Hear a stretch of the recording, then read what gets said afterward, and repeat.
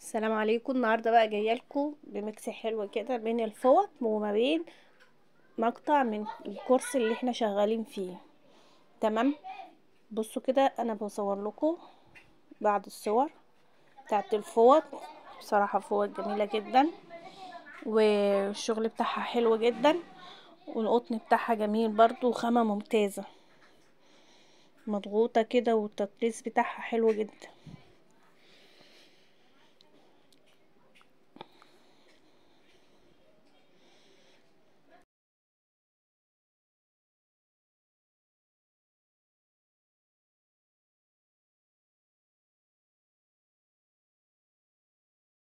دي فوط اطفال،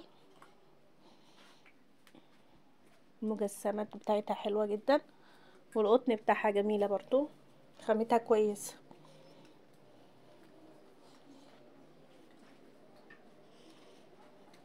او الشكل بتاعها وهي مفروده حلو قوي.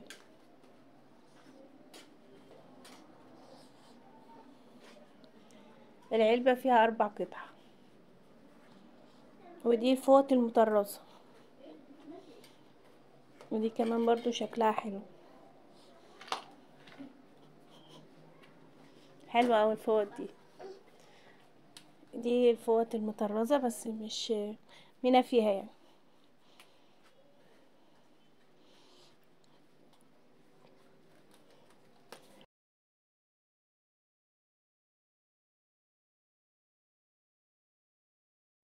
دخلنا بقى على المقطع بتاع الكورس اهو.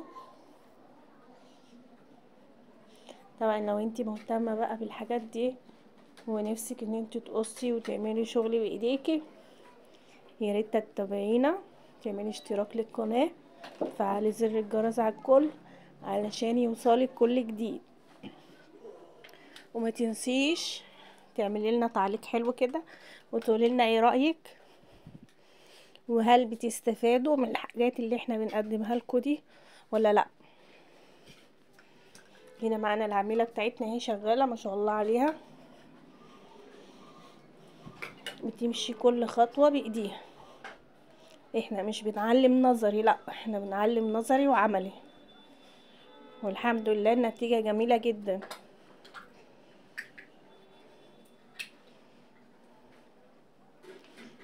يا ريت تشتركوا بالقناه وتفعلوا زر الجرس على الكل عشان يوصل لكم كل جديد، وهتلاقوا الكورس موجود